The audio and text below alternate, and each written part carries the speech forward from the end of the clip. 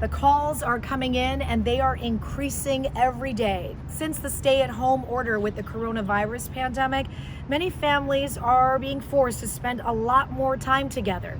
Some are looking at this as a time of a place where they can reconnect with each other. But for others, it is a time of fear and violence. I spoke with marriage and family therapist Dr. Vanessa Rodriguez to find out how there is a big problem happening because of the coronavirus. Hi, Dr. Rodriguez. So appreciate your time. Thank you for having me. There are people who are struggling with the loss of their jobs. They're looking for food. There are people whose lives, this is almost like a big, long vacation for them. Everybody's going through something with this COVID time.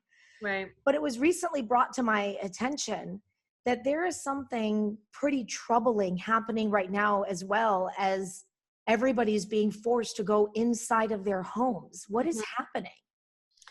So in my work, I've been working with domestic violence for 15 years, and it's incredible the amount of calls, cases, stories that I've been hearing as it relates to family violence, including domestic violence, as well as child abuse.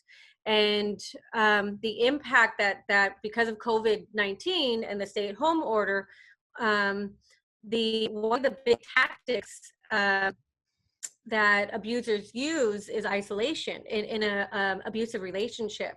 And so women and children are trapped in the home, and the abusers are using it to their full advantage, right? And so there's generally, before COVID, the victims and children lack support, right? And so now if the women aren't connecting with their elderly parents, going to their jobs, children aren't going to schools, they're not even going to maybe the regular standard checkup. So the people that kind of have an idea and can see signs, troubled signs, they're completely obsolete. And even before COVID, again, it was really minimal.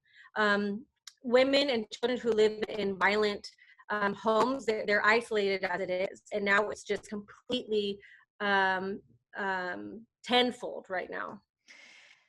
The numbers of, it's still hard to believe that this happens on this planet. It's one of the things that makes my stomach just twist to think that women and children, really anybody, have to be exposed to that type of behavior. Right. But what were the stats with women and children pre this time? And I mean, is it even possible to run the numbers of what's happening? We just know that the calls that are coming in for help are going through the roof. Right. So typically, generally, before this world crisis, COVID, 1 in 3 women experience violence, abuse from their intimate partner, and 1 in 7 children experience violence, abuse, neglect from their parents.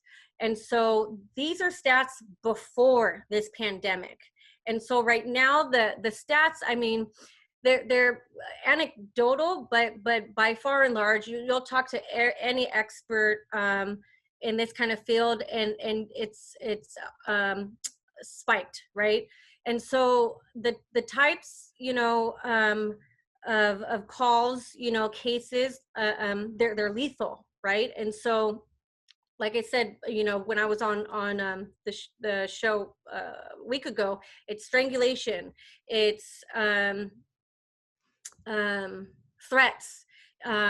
There a lot of people that are getting into arguments where they're breaking a phone, right, over kind of washing dishes, just the common stressors, that the tiny little fights are ginormous now. And so the police are getting called more often.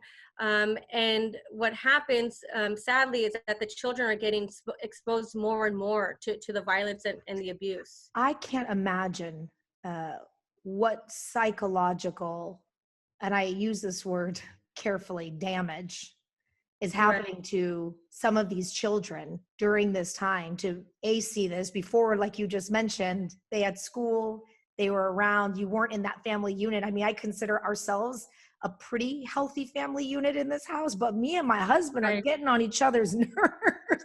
My You're kids, not alone. we're You know, all, I'm getting on their nerves as well. But right. I gotta imagine come 5, 10 years down the line, psychologically, what this is, put it aside what it's doing to the healthiest families, but what it's doing for people who are already struggling so much. Right. Again, it's a tragedy. It's horrific, you know. I think um I'm trying to find the silver lining, you know, and I'm glad that the good thing is that we now are having conversations. This has been an issue for decades, you know, around the world, longer than decades, right? And so now it's getting the attention it deserves, right? And so because our mental health, emotional health, you know, there's stigma to that, you know. It's stigma, there's a stigma to go get help, to go talk to somebody, to reach out, for men and women and children, right? And so I think you know, the emotional and mental, as you say, damage, sure, pain, hurt, sorrow, grief, um, has an impact in the whole family right now. And like I said, if there was already violence in the home, there was already toxic, abusive cycles and dynamics in a relationship, um, it's just completely magnified right now. And again, the kids are getting most impacted with that. If I can break the stigma, I will. And then I'm going to ask you one final question. I have always been a big fan when I say you take care of your teeth, you go to a dentist, you go to the doctor to get care of Absolutely. nails. Yep. You got to have a doctor to help take care of that brain of yours. I have had 100%. a person, and I consider myself pretty healthy, even though I go through this with like a lot of other people, but I've had a person Sure. for many, many years, a doctor, to help me figure out what's up in my brain. So if I can help break the stigma to tell you I have one too, um, Right. what would be your advice for anybody, Dr. Rodriguez, who is watching right now, a woman, a man, a family member, even a child who may just stumble upon this accidentally, and they are in a situation that they don't feel safe or they feel like there's a problem? What can they do right now, especially because this COVID reality is not going to go away for some time? Well, again, I know it may sound cliche, but you're not alone. You are not alone. And I know the thoughts, the feelings, the tapes that play in our head, um, they can be really lonely, right? You know, we feel isolated. But I tell you, there is at least one person that you can reach out to, and that they will receive you. Um, and so the a lot of people in who have been struggling, um, you know, within their household, there is always somebody, right, that they can reach out to. And if it's at minimum a hotline or a resource in the community, that's what they are there for, right? There are people out there that you can reach out to.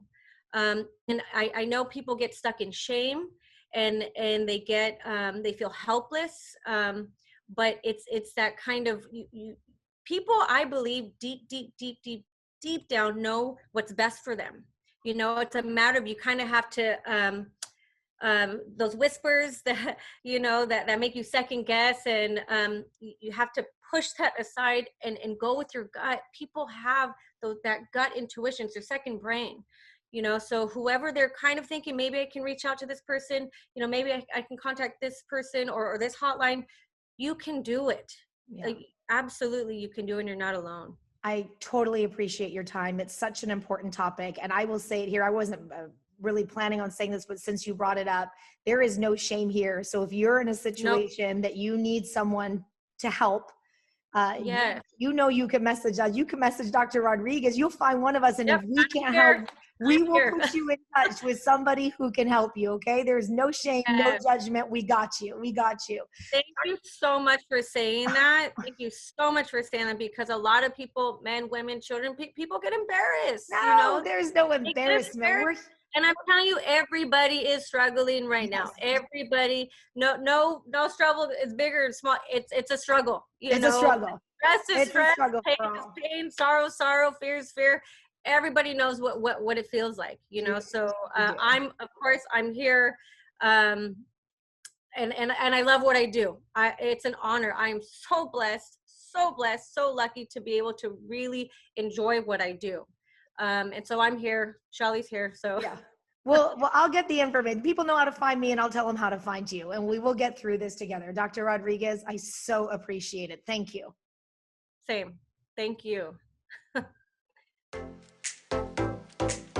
You've been listening to It Is What It Is with Shali Zomarodi. You can join in and ask your questions live on Shali's Facebook or Instagram page. You can find so much more by following Shali on Facebook, Instagram, Twitter, YouTube, and by visiting shalz.com.